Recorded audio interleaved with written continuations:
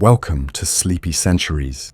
Tonight, we will be talking about one of the most transformative and fascinating periods in human history. A time when old beliefs faded gently into the night and new ideas dawned like the first rays of morning light. Settle in. Let your thoughts soften and drift slowly into a world of quiet wonder. Tonight, we journey through the scientific revolution. Imagine a world where the sky was not a place of curiosity, but a dome of certainty, where the stars above were not suns, but tiny holes in a great celestial shell, a world where questions were dangerous and answers were already known. This was Europe, 600 years ago, resting in a sleep of certainty, lulled by centuries of inherited belief. People looked up at the heavens and felt no need to ask why. The earth, they believed, was still and sacred, positioned firmly at the center of all creation, unmoving, unshakable. Above it, the heavens turned in perfect spheres, each orbit a testament to divine design. These ideas weren't whispers, they were rules, taught in schools, echoed in churches, etched into the very structure of medieval thought. This was a world ruled by Aristotle and Ptolemy, whose teachings had become doctrine, not just in science, but in philosophy, medicine, and theology. The body was a system of humours, the heavens a set of nested orbs, the earth a passive stage for divine drama. Learning was not about discovery, but memorization. To question was to challenge the wisdom of the ancients. To observe for oneself was almost an act of rebellion. Universities were not laboratories of thought, but guardians of tradition. Books were copied by hand, locked away in monasteries, wrapped in the careful silence of centuries. Knowledge flowed downward, from God to nature to man, from scripture to scholar. The idea that humans could uncover truth by their own methods was, to most, unthinkable. But even in this stillness, something stirred. Slowly, quietly, the walls of certainty began to crack. The Black Death, which swept across Europe in the 14th century, shook faith in the natural order. How could divine harmony allow such suffering? In the ruins of cities and the silence of plague-ridden villages, people began to wonder. In the East, ancient Greek and Arabic texts, preserved by Islamic scholars, found their way back into Europe, bearing strange and forgotten knowledge. Trade expanded. The printing press emerged.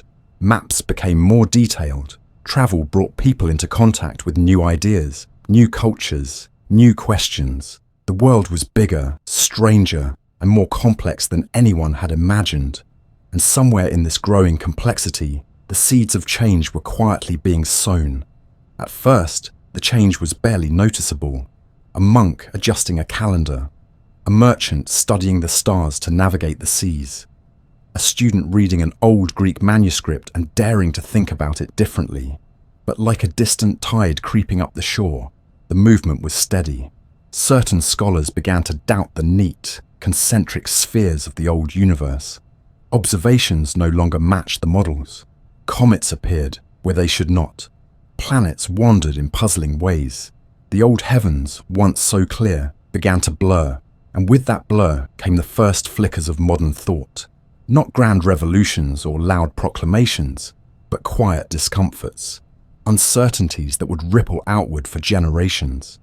The sleep of the centuries was not broken all at once. It faded gently, like mist at dawn. Yet even in the fading, there was something electric. For the first time in 1,000 years, the idea emerged that the universe might not revolve around us, that it might be far larger, more complex, and more beautiful than anyone had ever dared to believe. And with that single thought, the long dream of the old world began to stir, and the age of questions began. Far to the north, in a quiet town, nestled along the curve of the Vistula River, a man sat alone with the stars. His name was Nicholas Copernicus, a canon of the church, a doctor of medicine, a quiet thinker, more at home in libraries than in pulpits. He was not a revolutionary by nature. He did not raise his voice, did not command armies, did not seek fame. Yet the thoughts that stirred in his mind would one day turn the entire world inside out. Night after night, he would look up at the same sky that his ancestors had studied, the same sky that had guided farmers, sailors, and kings for thousands of years. And yet, as he traced the slow journeys of the planets, he began to feel a strange tension. The mathematics of the heavens, passed down from the ancients, refined by medieval scholars, simply did not match the movements he could see. The system that had stood unquestioned for centuries was beginning to wobble. According to Ptolemy, the planets moved in perfect circles around the Earth, each fixed to a transparent sphere that carried it across the sky. But as Copernicus studied the motions of Mars and Venus, he saw that these circles were not so perfect. To make them fit the data, astronomers had added epicycles, smaller loops layered atop the larger orbits, complex, awkward patches on a broken model. It worked, just barely, but it felt wrong. Nature, Copernicus believed, should be elegant, simple, harmonious. The heavens were a clockwork, not a chaos. And so he began to wonder, what if the problem was not in the planets, but in us? What if we were not at the center? What if, instead, the Earth itself was moving? This idea was not entirely new. Ancient Greek philosophers had toyed with the notion of a heliocentric universe, but their voices had been drowned out long ago. The church, the universities, the old scholars, all agreed that the Earth was the center of creation. To suggest otherwise was not just scientifically bold, it was philosophically dangerous. It threatened the entire order of the cosmos, and by extension, the spiritual hierarchy that rested upon it. Copernicus knew this. He moved cautiously, refining his thoughts in private, sharing them only with a few trusted friends. For years he hesitated, reluctant to publish, reluctant to disturb the stillness of accepted truth. But the idea refused to sleep. It grew, taking shape in secret notebooks, in careful diagrams, in long hours of mathematical labor. Slowly, he built a new system, a sun at the center, the Earth spinning gently on its axis, orbiting the sun like any other planet. The moon circled the Earth, but the Earth was no longer fixed. The stars, once believed to reside just beyond Saturn, were now cast into a far-off sphere, a vast, unimaginable distance. It was dizzying, disorienting, beautiful. He titled the work De Revolutionibus Orbium Coelestium, on the revolutions of the heavenly spheres, and in it, he laid out the quiet foundation of a new cosmos. When it was finally published in 1543, the very year of his death, the book did not explode into controversy. It did not bring torches to his door or thunder from the pulpit. Instead, it entered the world with a whisper. Most readers dismissed it as a mathematical curiosity, an interesting model, but not a literal truth. Even the church tolerated it at first. After all, it was dense, technical, filled with numbers and Latin. Few could understand it, fewer still believed it. But slowly, like water trickling through stone, the ideas began to spread. For those who truly read it, something changed. The universe no longer orbited us. We were not the still center, but a moving part of a grand celestial dance. This was not just a scientific shift, it was a philosophical earthquake. It altered how humanity saw itself. To be displaced from the center was not merely a change in coordinates, it was a change in meaning.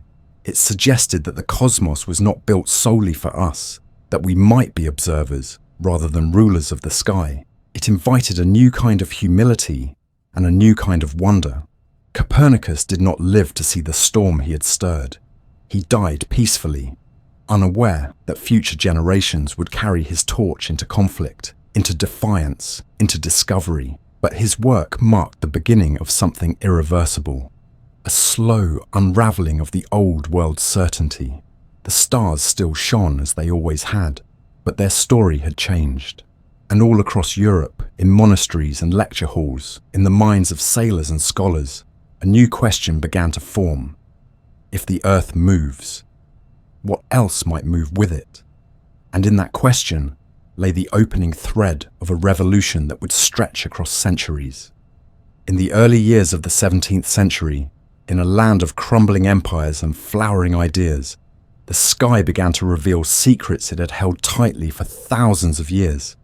And it did so through the curious eyes of a man named Galileo Galilei, born in Pisa, raised in the soft shadow of Renaissance Florence. Galileo lived in a world straddling two realities, one foot in the medieval past, one stepping slowly into the modern age. He was drawn first to mathematics, then to physics, and finally, irresistibly, to the heavens. He had the rarest of gifts, the stubbornness to question, and the brilliance to find answers. But it was not until he placed a small glass tube to his eye that the true transformation began. That instrument, only recently invented in the Netherlands, was a telescope. Simple, crude, hardly more than a toy in its earliest forms. But Galileo, with the insight of a mind tuned to wonder, saw in it not a toy, but a key. He built his own telescopes, refining and adjusting, carefully grinding lenses and testing each improvement.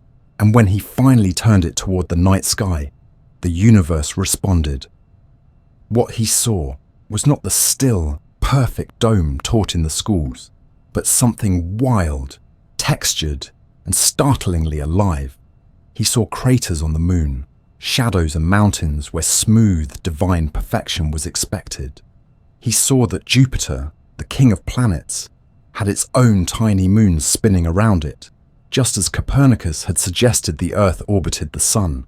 Night after night, he watched those moons move, shifting position in ways no ancient model could explain. He saw sunspots drifting across the face of the sun, blemishes on what had been thought flawless. He saw the Milky Way dissolve into countless individual stars, a river of light now exposed as a sea of distant suns.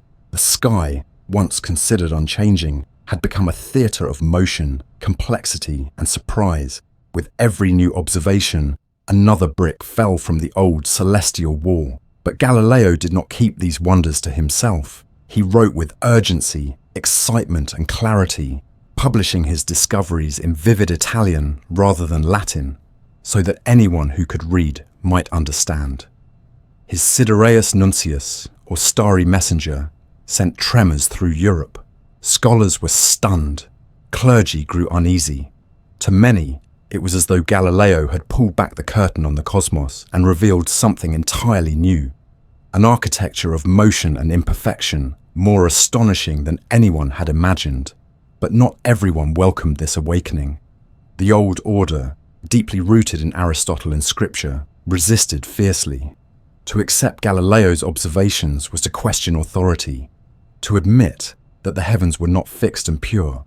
And worst of all, it seemed to support the Copernican system, which placed the sun at the center and Earth among the moving.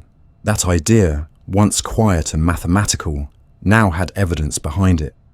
Lenses and reason were beginning to undo centuries of belief. Galileo's conflicts deepened when he began to write more boldly, more directly challenging the old views. He argued not just for observation, but for a new way of knowing, through testing, seeing, measuring. He insisted that nature spoke a language of mathematics, not metaphysics, and that anyone with the tools and patience could listen. He was fearless, sometimes brash, often sarcastic. He made enemies, even among those who admired his genius. And in 1632, he crossed a line that could not be uncrossed. He published Dialogue Concerning the Two Chief World Systems, a fictional conversation between defenders of the old and new cosmologies. Though carefully framed, it was clear to all which side Galileo favoured. The old view came across as foolish, stubborn, blind to the evidence piling higher with every night of stargazing. The Church responded with force. Galileo was summoned to Rome, tried by the Inquisition, and forced to recant under the threat of torture. He was made to deny that the earth moved, to say publicly that he had been wrong. And yet, as legend has it, he whispered under his breath, "Epis si muove," and yet it moves. Whether or not he actually said it, the words captured something deeper. The truth, once seen, cannot be unseen. The stars would not reverse their paths. The moon would not smooth its surface. Jupiter's moons would not vanish. Galileo was silenced, placed under house arrest for the rest of his life, but the revolution he helped ignite had already begun to spread like dawn over a darkened landscape. Even in confinement, he continued to work. He studied motion, inertia, the parabolic arcs of falling bodies. His insights would eventually shape the very bones of modern physics, but it was his telescope, the simple act of looking, that changed the course of history. He showed that the universe could be known not through ancient books alone, but through the careful use of our own senses. Sharpened by instruments and guided by doubt, he invited humanity to see for itself, to step out from under the weight of inherited wisdom and look, really look, at the sky. In doing so, Galileo transformed astronomy from speculation into science, turned a lens into a beacon, and helped awaken a sleeping world to the astonishing reality that the universe was far more dynamic, more complex, and more mysterious than anyone had dared to believe. His was not the final word, but it was a turning point.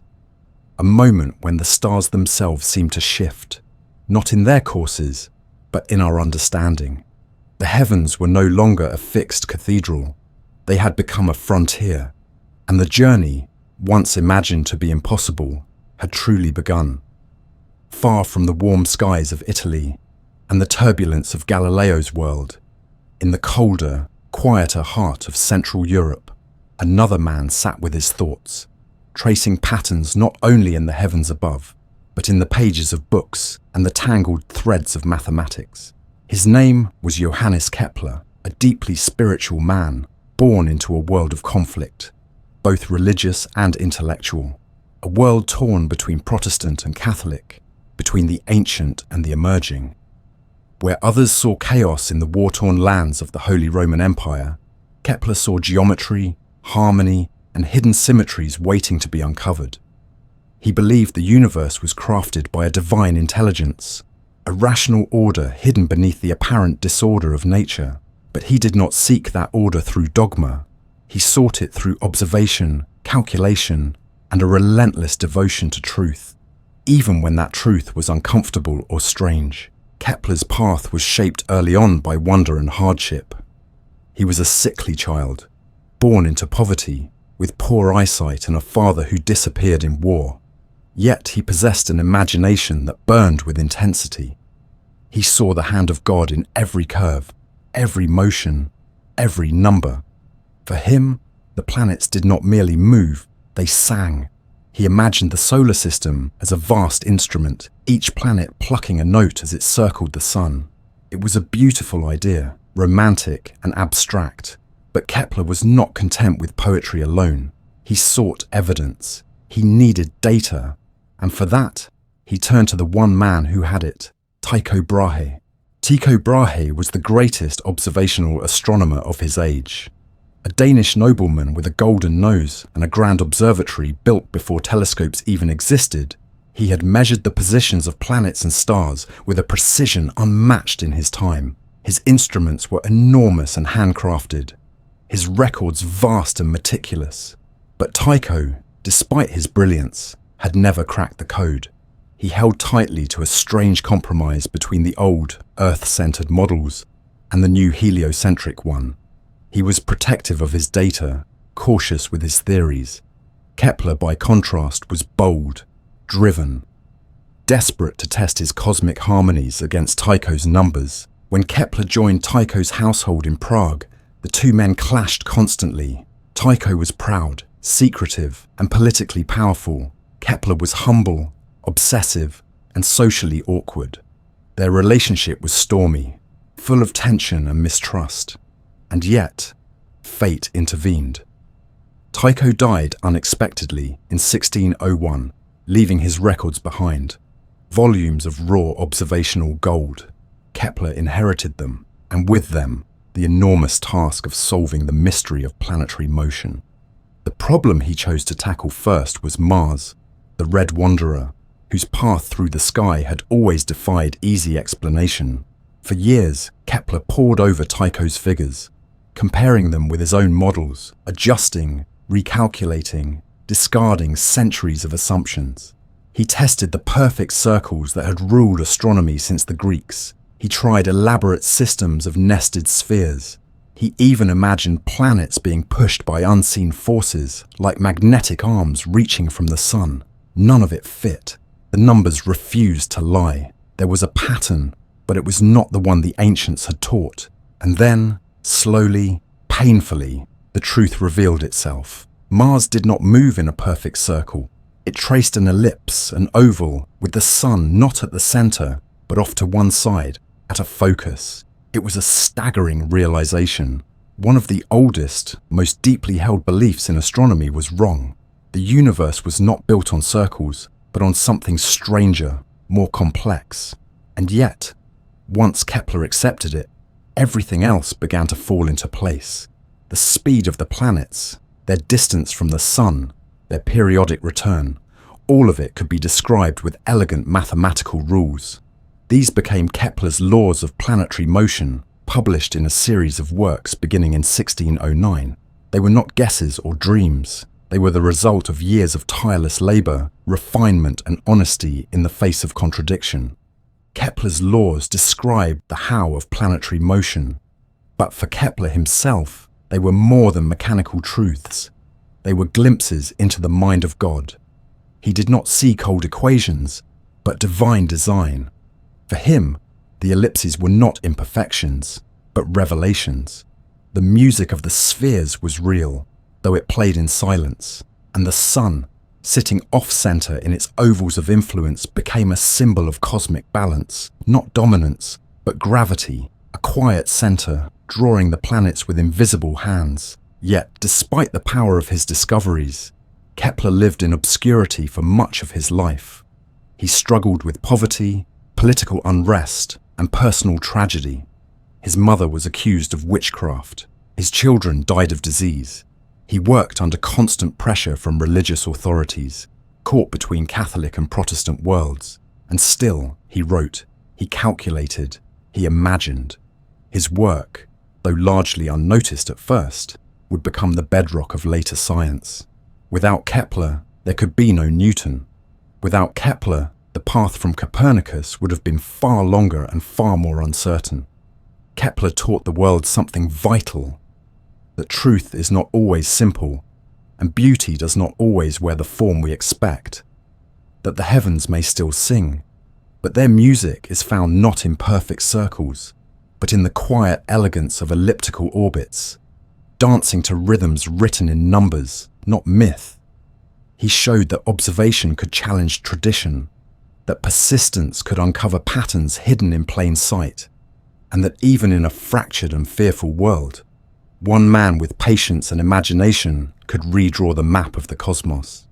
His work stands as a bridge between the mystical past and the scientific future, a bridge built not with steel or stone, but with numbers, diagrams, and dreams that refuse to fade. As the stars wheeled silently above, Kepler listened, and in their quiet turning, he heard the shape of truth.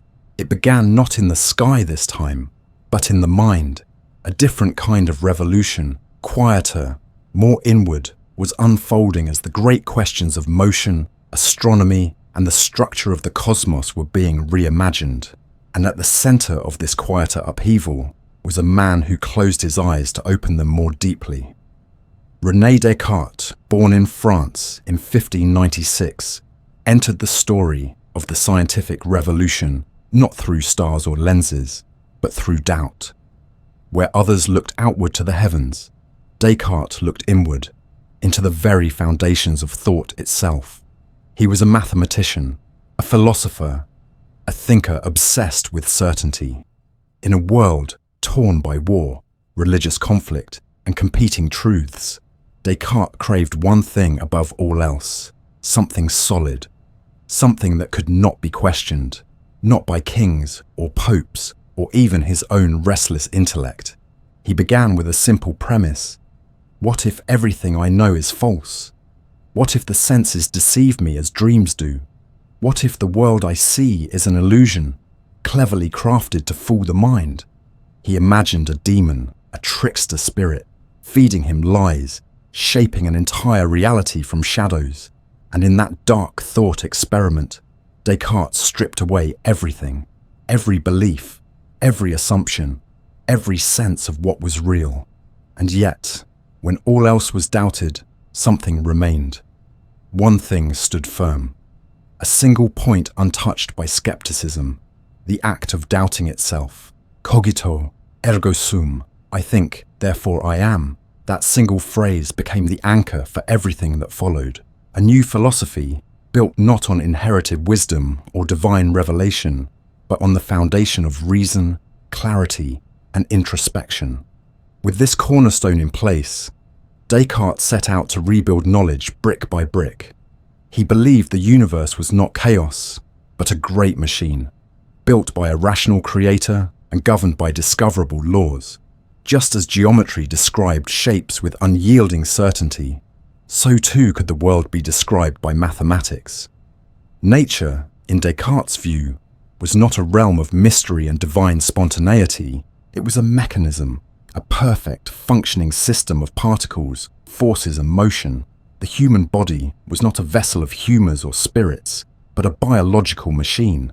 The planets were not pushed by angels or guided by spirits, but moved by laws of inertia and force. Everything, from the beating of the heart to the orbit of Mars, could be explained if one had the right tools of thought.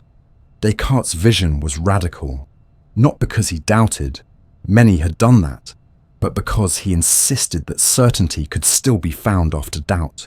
He gave people permission to start again, to question deeply, and to rebuild knowledge from the ground up. He insisted that the mind, if disciplined and precise, could uncover the true architecture of the world. This approach influenced not just philosophy, but science, mathematics, and medicine. It changed how people thought about thinking itself.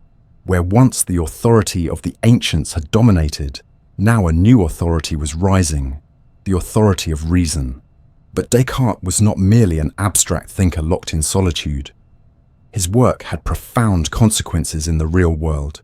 His method, doubt, analysis, clarity, deduction, became a model for scientific inquiry. He approached the human body like an engineer, describing the circulation of blood, the function of nerves, the reflexes of muscles. He laid the groundwork for analytical geometry, uniting algebra with space, giving future scientists and physicists a powerful new language. And through it all, he never lost sight of the unity he saw behind the complexity. For Descartes, the universe was not a collection of random parts, but a coherent system, a system that could be understood if only one was willing to ask the right questions. And yet, Descartes' legacy was not without tension. By centering knowledge in the mind, he created a divide that would echo through centuries. The divide between mind and body, subject and object, the thinker and the world. He believed the mind was something separate from the material, a pure thinking substance distinct from the machinery of matter. This dualism, as it came to be known, solved some problems but created others. It raised questions about consciousness, about the soul, about how the immaterial could influence the physical. And while Descartes gave science new tools, he also left it with mysteries it would struggle to resolve.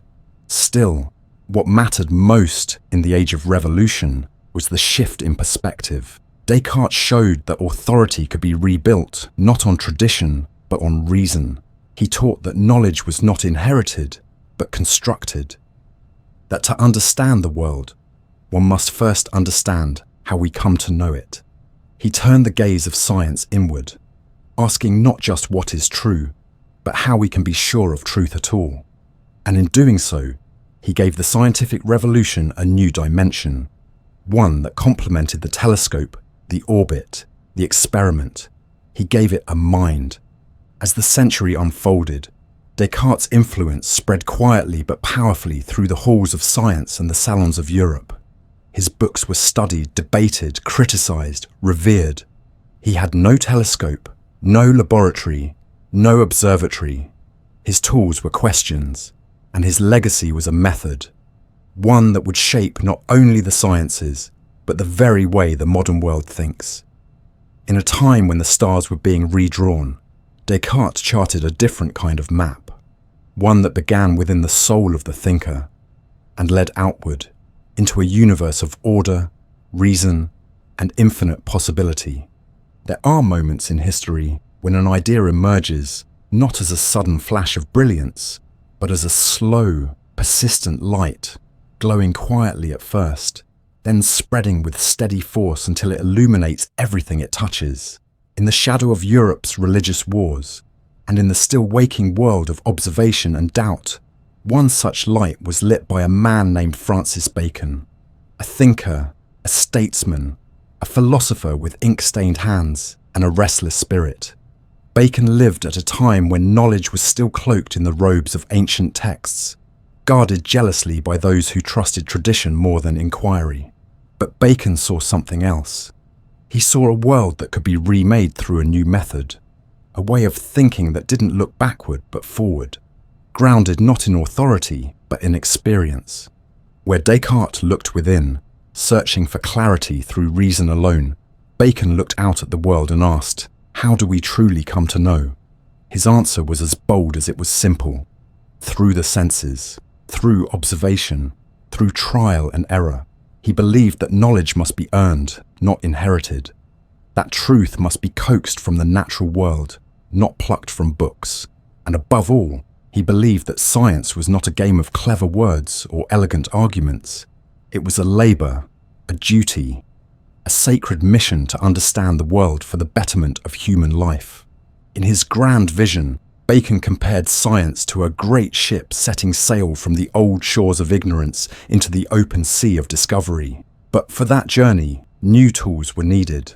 Old philosophies had been like rafts patched together, barely floating. What Bacon proposed was a sturdy vessel, a ship built with a method that could endure the storms of doubt and deliver results that would last.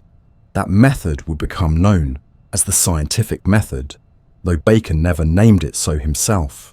To him, it was simply the only way forward, a disciplined approach that began with close, careful observation of the natural world. It meant gathering data not to prove a point already believed, but to let the data speak. It meant forming hypotheses from real experience, testing them through experiment, and refining them through repetition. It meant moving from the particular to the general, not leaping to conclusions, but climbing slowly, step by step, up the ladder of evidence.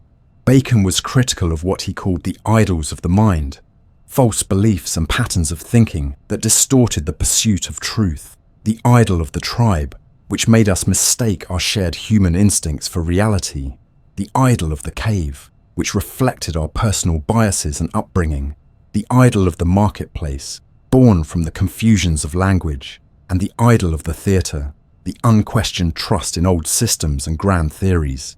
These idols, he warned, clouded the intellect and kept mankind chained to illusion. His solution was a kind of cleansing, a purging of lazy assumptions through rigorous, honest inquiry. But Bacon's ambition reached far beyond theory. He dreamed of a future where science would be applied, where discoveries in the lab would lead to improvements in health, agriculture, technology, and daily life. He imagined entire communities of researchers working together, sharing results, building knowledge like a cathedral, stone upon stone, across generations. He described an ideal institution of learning, which he called the House of Solomon, in his philosophical novel New Atlantis, a fictional island where scientists lived and worked in peace, devoted to uncovering the secrets of nature for the good of all. Though imaginary, it was a blueprint for modern scientific institutions, places where knowledge would be gathered, tested, and shared openly. Bacon did not perform the experiments himself. He was not a man of glass beakers or starlit measurements, but he provided the vision, the architecture, the foundational philosophy that would shape how scientists approached their work for centuries to come. To Bacon, science was not only about understanding nature, it was a moral pursuit. He believed that knowledge and power were one and the same, and that power, rightly used, could lift humanity out of suffering and darkness. Ignorance, he wrote, was the mother of error, but knowledge, true knowledge, could become a lamp to guide civilization toward progress. And yet, his own life was not without contradiction. A man of ambition, he rose through the ranks of politics, becoming Lord Chancellor of England, only to fall from grace in a corruption scandal that ended his public career. Still, even in disgrace, Bacon returned to his first love, writing, thinking, shaping the future with words sharper than any blade. In his later years, he conducted his own small experiments, including one in the snow that led to his death. Attempting to preserve meat with cold, he caught pneumonia. He died in 1626, but his ideas were only just beginning to take root. Francis Bacon did not unlock the secrets of gravity or chart the paths of planets. He didn't look through telescopes or compose mathematical laws. His contribution was subtler, but no less profound. He taught people how to look, how to see past illusion and embrace the world as it is, not as they wished it to be. He planted the seeds of humility and discipline in scientific thought, reminding us that nature does not reveal her secrets all at once, and never to the arrogant. She opens her hand only to those who ask patiently, test carefully, and listen closely.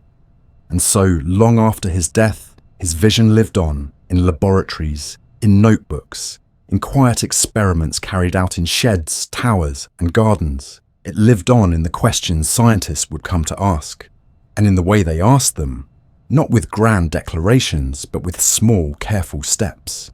Bacon's dream was of a world where knowledge grew not in isolation, but in collaboration, not in flashes of genius alone, but in the steady rhythm of observation, hypothesis, testing, and refinement. A dream where human curiosity was not a sin to be punished, but a light to be cultivated. And that dream, once little more than a whisper against the wind of tradition, would become the heartbeat of the age to come. A quiet revolution, not of fire or sword, but of thought, patience, and method. The revolution of how we know what we know. The revolution that never truly ends. In a quiet English orchard, according to legend, a single apple fell. The moment has become myth, polished smooth by time, repeated so often that it feels more like parable than history. And yet, there was truth in it. Not in the apple itself, perhaps, but in what it came to represent. The instant when gravity ceased to be a mystery and became, instead, a law. Behind that apple stood a mind like no other, a mind capable of weaving together the scattered threads of centuries, Greek geometry, Arabic algebra, Kepler's ellipses, Galileo's falling bodies, and stitching them into a single, breathtaking tapestry. That mind belonged to Isaac Newton. He was not the kind of man drawn to noise or fame. He preferred solitude, silence, the company of books, and the orderly progression of thought. And yet, from that deep stillness, he changed the world in ways no one else ever had. Newton was born in 1642, the same year Galileo died, as if one torch passed silently to another. Raised in rural Lincolnshire, he was a quiet, inward child, absorbed in observation and study. He entered Cambridge University during a time of political upheaval, and when the plague forced the university to close in 1665, Newton returned home. There, over the course of 2 miraculous years often referred to as his annus mirabilis, he laid the groundwork for 3 monumental discoveries: calculus, the nature of light, and the laws of motion and universal gravitation. It was during this period, secluded and undisturbed, that Newton's mind blossomed into something extraordinary. While the world around him was retreating into fear and isolation, he was beginning to unlock the deepest truths of nature. What Newton offered was not just a new theory, it was a new way of understanding the very fabric of reality. He took the raw data of the planets, the trajectories of cannonballs, the swaying of pendulums, and found beneath them a simple elegance. With 3 laws of motion, he showed how every object in the universe, from a falling stone to the orbit of the moon, was governed by the same principles. First, that an object remains at rest or moves in a straight line, unless acted upon by an external force. Second, that force equals mass times acceleration. Third, that every action has an equal and opposite reaction. These were not just rules of mechanics, they were the bones of reality. articulated in a way that no one had ever managed before. But the true crown of Newton's achievement came with his theory of universal gravitation. Others had speculated about gravity before, but Newton went further. He proposed that every particle in the universe attracts every other particle with a force that depends only on their masses and the distance between them. This one idea, wrapped in a simple formula, explained the tides, the motion of the moon, the fall of the apple, and the dance of the planets. It brought together the heavens and the earth under a single law. It united what had once been separate, the terrestrial and the celestial, into one harmonious whole. The universe, once governed by divine whim or mysterious essence, was now revealed as a vast and ordered mechanism, operating with clock-like precision. In 1687, Newton published his masterwork, Philosophia Naturalis Principia Mathematica, or the Mathematical Principles of Natural Philosophy. The Principia was dense, austere, and filled with complex mathematics, but it contained within it the foundation of modern physics. For those who could understand it, it was like hearing the universe speak in its native tongue for the first time.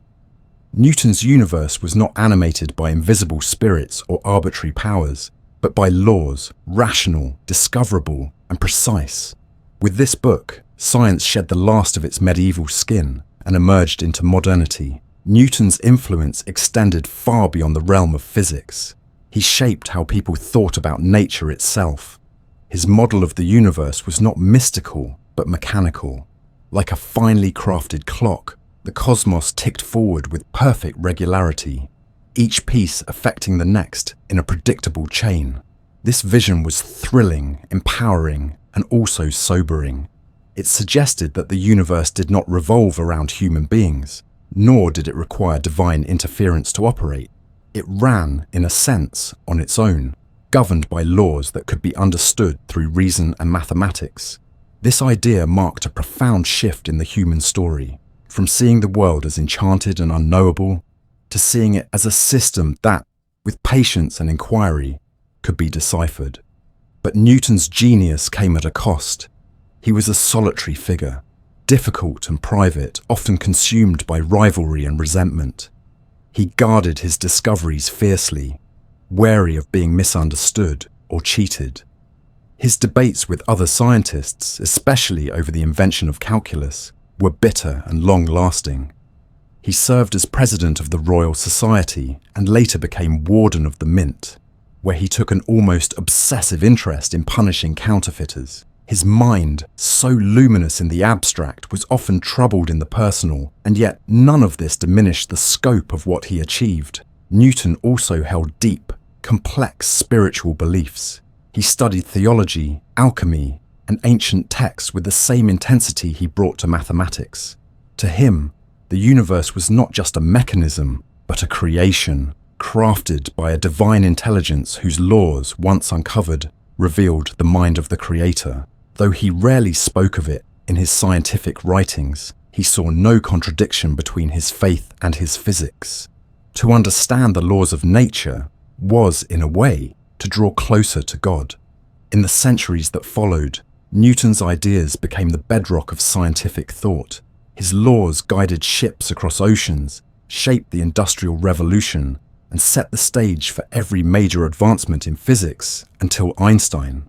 He gave science a foundation so solid that for a time it seemed as if everything could be explained, predicted, and controlled. The age of mystery had given way to the age of mechanism, and for those who lived in the glow of his discoveries, it felt as though the universe had at last been opened like a book.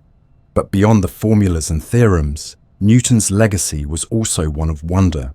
He showed that the same force that pulled the apple to the ground also held the moon in its orbit, that the same laws applied everywhere, in the heart of the earth and in the farthest reaches of space. It was a vision of unity, of connectedness, of simplicity hidden beneath complexity, and it whispered to generations of thinkers that the universe was not a chaos to be feared, but a puzzle to be solved. Isaac Newton did not simply describe the world. He reshaped how we live in it. He turned questions into answers and answers into laws. He turned the sky into a stage of predictable motion and the earth into a place where truth could be measured, tested, and known. His work marked the high point of the scientific revolution, not as its end, but as a peak from which new paths could be seen. And though centuries have passed, his shadow still stretches across every lab, every equation, every quiet moment when someone looks at the stars and wonders why they move the way they do. In that wondering, Newton still lives, and the apple still falls. The world after Newton was not the same world that had come before him. The sky had changed, not in its stars or constellations, but in how people saw it. The earth, too, felt different, less like a stage beneath an unmoving firmament, and more like a planet among planets, spinning through space with elegant precision.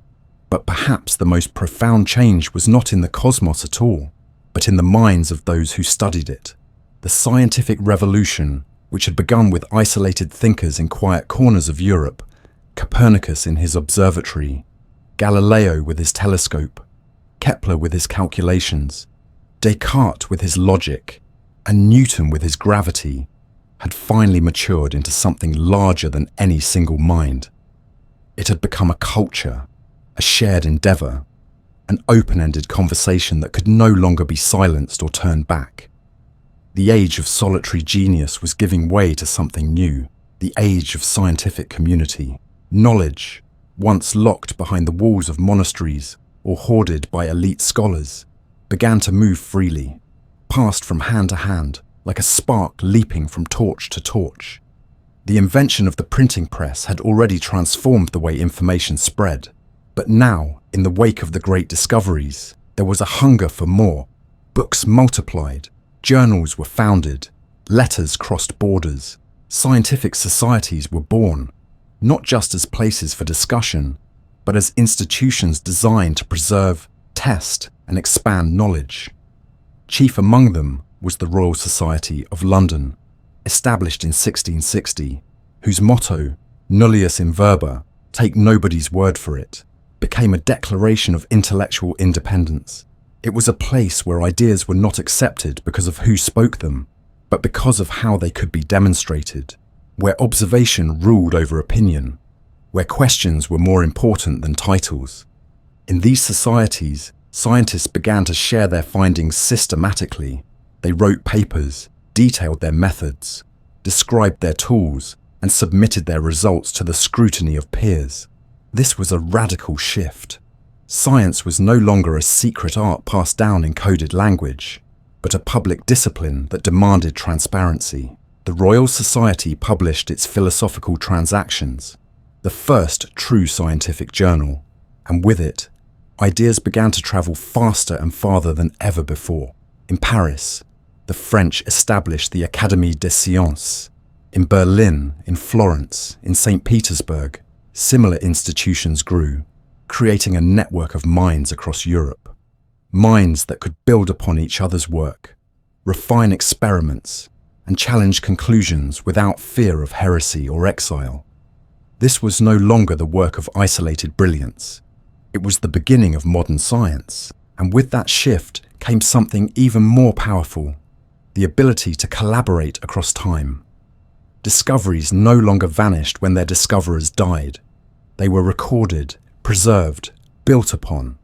A scientist in England could read the results of an experiment done in Amsterdam and reproduce it in Oxford or Geneva.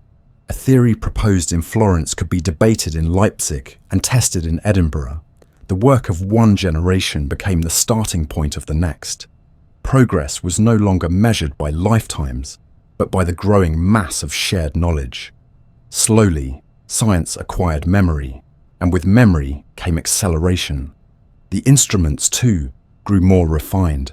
The telescope, once a crude tube of glass, became sharper, more powerful, able to peer deeper into space. The microscope emerged, revealing a universe within the invisible. Cells, fibers, tiny organisms teeming in a single drop of water. Barometers, thermometers, air pumps, pendulum clocks. All these tools allowed scientists to measure the world with increasing precision. The age of qualitative guesswork gave way to the age of quantification. Numbers replaced impressions. Data replaced anecdotes. And with every new tool, the boundary of the known stretched a little farther. But perhaps most importantly, a new kind of scientist began to emerge. No longer just aristocrats or clerics with the luxury of study, science began to attract men and women from the middle classes, those driven by curiosity more than pedigree. The image of the lone philosopher was being replaced by the laboratory team. Apprentices, assistants, illustrators, translators, all became part of the machinery of discovery. And though women were still largely excluded from formal institutions, many worked in the margins, observing, translating, recording data, and sometimes making discoveries that would only be recognized much later.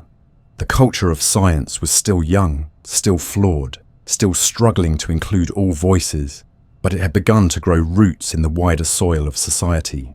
Science also began to intersect with daily life in ways previously unimagined. Astronomy improved navigation, allowing sailors to cross oceans with greater confidence. Physics laid the groundwork for machines that would power the coming industrial age. Chemistry began to separate superstition from useful compounds. Medicine, still in its infancy, started to benefit from more systematic approaches, though many mysteries remained. The world of the 18th century was still full of shadows and guesswork, but now there were lamps being lit in every field. People began to believe not just in discovery, but in the possibility of progress. Yet it wasn't just new knowledge that spread. It was a new attitude, a shift in how people saw themselves in relation to the universe. There was a growing sense that humans were not merely subjects of nature, but participants in its unfolding, that we could learn its patterns, predict its behaviors, harness its forces, that the world was not fixed, but knowable, and that knowledge was not dangerous, but empowering. This attitude filtered into art, literature, philosophy, even politics. The Enlightenment, which was just beginning to take shape, drew heavily on the methods and mindset of the scientific world. Thinkers began to apply reason not only to nature, but to society, law, and human behavior. The same critical eye used to study the planets was turned toward kings and governments. The tools of science became tools of reform. Still, the path was not smooth. Old ideas did not die easily. Dogma lingered. Skepticism of science persisted, especially when it challenged the comfortable beliefs of tradition. Not everyone welcomed the new way of thinking. Some feared it would erode morality, undermine faith, or reduce the world to a soulless machine. And sometimes science stumbled, drawn into ideologies, tainted by power, misused by those seeking control. The revolution was not a straight line. It twisted, hesitated, sometimes contradicted itself. But through it all, it moved forward, pulled onward by the same quiet, persistent force that had once inspired a monk in Poland to question the center of the universe, and a stargazer in Italy to raise a lens to the sky. By the end of the 17th century and into the 18th, the spirit of inquiry had taken on a life of its own. It lived in the halls of universities, in letters exchanged across continents, in books read by candlelight, and in the hands of young apprentices just beginning to ask why. It lived in the willingness to doubt and the discipline to test, in the courage to revise and the humility to admit what was not yet known. The scientific revolution had started as a spark, an act of curiosity, a break from tradition, but now it had become something more, a structure of thought, a method of engagement, a way of being in the world. And though it would continue to evolve, facing new challenges, reaching new heights, the foundations had been laid. The question was no longer whether the universe could be understood, but how far human minds were willing to go in pursuit of that understanding. And in that pursuit, an entirely new chapter of history was beginning to unfold.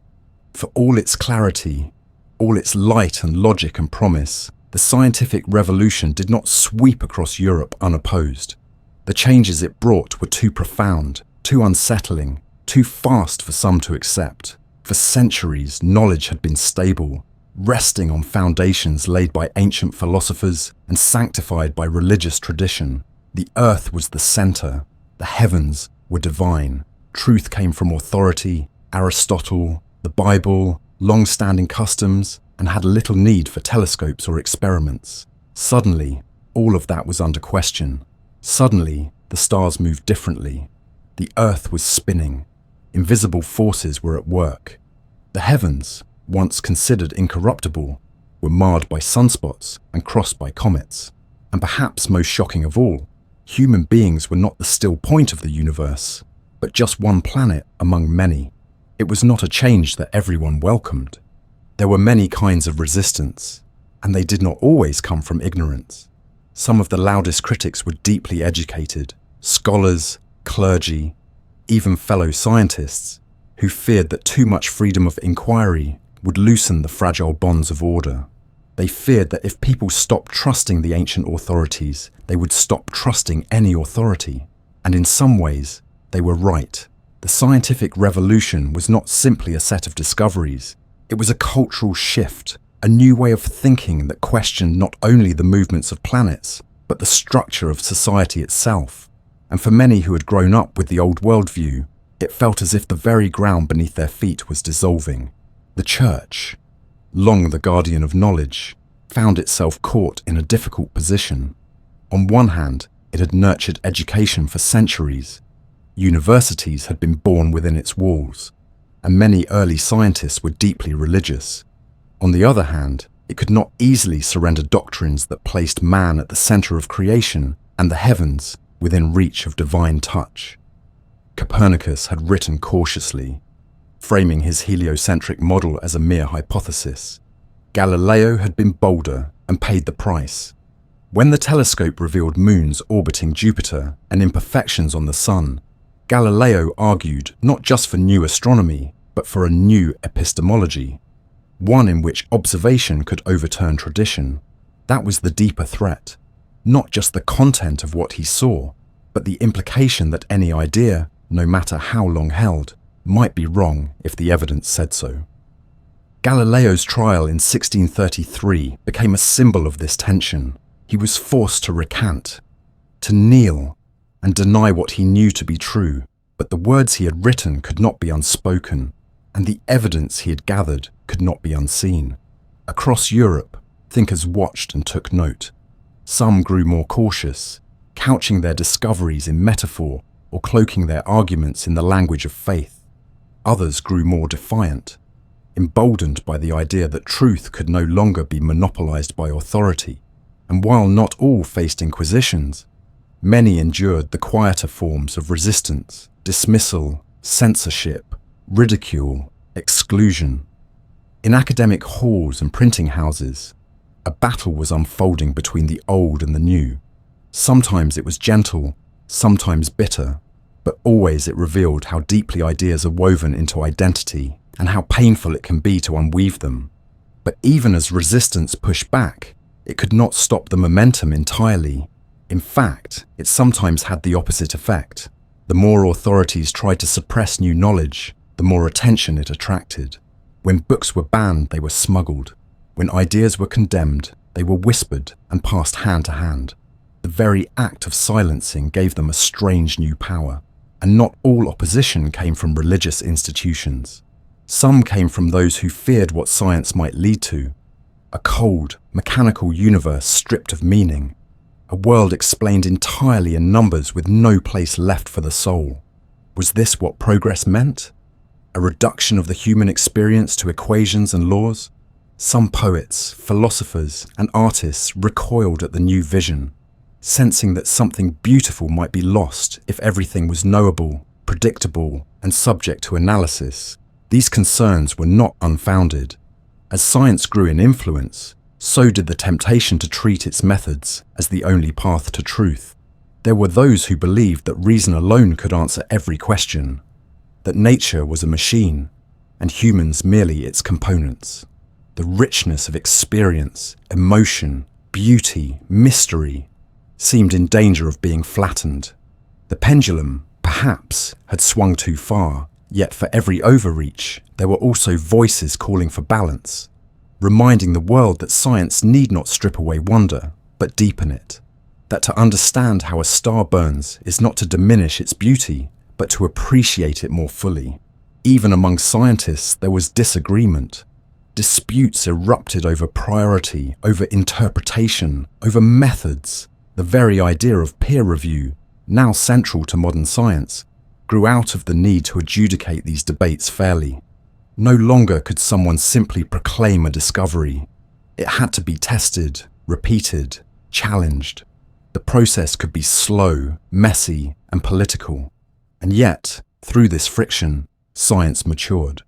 It learned how to check itself, how to adapt, how to respond not only to the resistance of institutions, but to the resistance of reality itself. Perhaps most telling was how deeply the scientific spirit began to influence fields far beyond the natural world. Thinkers began applying the same skepticism and systematic inquiry to history, economics, law, and human behavior. They asked, if the motions of the planets could be described by laws, might society also be governed by discoverable principles? Could injustice be measured, freedom optimized, ignorance mapped and overcome? These were bold questions, and they hinted at an even greater transformation to come. But such ideas too faced resistance. Power rarely yields to reason without a fight, and so the scientific revolution was never a clean break. It was a process, uneven, contested, unfinished. It brought new truths, but also new fears. It revealed new horizons, but forced people to let go of old certainties. It was not a single battle, but a long, slow unfolding. A negotiation between past and future, between tradition and change, between comfort and courage. And through it all, a quiet truth endured, that resistance is part of revolution, that for every idea that challenges the world, there will be voices demanding it stay the same. But the sky does not pause in its turning, nor the earth in its orbit. The apple falls, the planets move, the stars shine on, indifferent to the arguments below. And in that quiet, steady motion, something beautiful persists. The certainty that truth, though often resisted, is patient. It waits. It does not vanish when denied. It waits in books, in whispers, in questions passed from teacher to student, generation to generation. It waits in the quiet corners of the mind, in the long breath before doubt becomes discovery. And when the noise dies down, when fear gives way to curiosity, it steps forward again. It does not force itself. It does not rage. It simply endures like gravity, like light. It did not end with Newton. There was no grand finale, no sudden burst of light to mark the close of the scientific revolution. Instead, it faded gently into something broader, more embedded in the everyday world. The revolution, for all its brilliance, did not come like a thunderclap. It came more like a sunrise, slow, patient, inevitable. Its early sparks had been struck by daring minds scattered across Europe, but its true legacy was in how it changed the way people thought, not just in the universities or laboratories, but across all of society. What began with a quiet question, what if we are not at the center, grew into a culture of inquiry that reshaped how the world understood itself. And like all revolutions that leave a mark on history, its greatest achievement was not what it destroyed, but what it made possible. In the decades and centuries that followed, the methods, tools, and principles forged during the scientific revolution became the scaffolding for entire new fields of knowledge. Biology, chemistry, geology, astronomy, all matured and branched into intricate specializations. Natural philosophy, once a blend of science and speculation, gave way to empirical disciplines grounded in observation and experiment. The telescope, the microscope, the barometer, each instrument had revealed a universe within the universe. And though the questions multiplied, so too did the confidence that they could be answered, not through authority or intuition, but through method and evidence. The world had become a place to be explored, not endured, studied, not feared. But beyond the disciplines themselves, something deeper had changed. People had begun to understand that they could ask questions of the world and receive answers that were not bound to creed, rank, or tradition. The idea that knowledge could grow, that it could be revised, corrected, improved, that it could be shared, was revolutionary in ways that continue to echo across time. It was no longer necessary to be born into privilege to contribute to the growth of human understanding. A curious mind, a careful eye, and a steady hand could now challenge centuries of belief. With the growth of printing, education, and communication, knowledge slowly democratized. The revolution moved from the towers of scholars into the notebooks of travelers, the gardens of amateur botanists, the workbenches of inventors. It took root not just in the salons of the elite, but in the humble curiosity of everyday people. In some places, the changes came quietly, in the design of better clocks, or in new ways to grow crops, to build bridges, to chart the stars. In others, the shift was more dramatic, as thinkers began to apply the principles of reason and inquiry beyond the natural world and into the structures of politics, economics, and morality. If gravity could be discovered through patient study, why not justice? If the laws of motion could be understood, perhaps the laws that govern society could be reimagined too. The same spirit that had led Kepler to abandon circular orbits, that had driven Galileo to challenge ancient authority, that had led Newton to rewrite the very fabric of space and time. That spirit now stirred the minds of political philosophers, reformers, and dreamers. The Enlightenment was the child of the scientific revolution, and its ambitions reached not just to the stars, but into the hearts of nations. Of course, not every question found an answer, and not every answer brought comfort. As the universe grew larger, more mechanical, more knowable, it also grew more impersonal. The earth was no longer the center. The heavens were no longer perfect. The stars, once believed to be fixed points of divine light, were now distant suns in an unimaginable void. The clockwork universe was beautiful in its precision, but it could also feel cold, indifferent, and yet, that very vastness became a new kind of wonder. Not the wonder of mystery, but the wonder of possibility. A universe that operated on discoverable laws was a universe that could be explored, understood, even changed. Human beings were no longer passive observers beneath a fixed sky. They had become participants in the great unfolding story of nature. And in the quiet that followed the most intense waves of the revolution, the world began to settle into its new rhythm.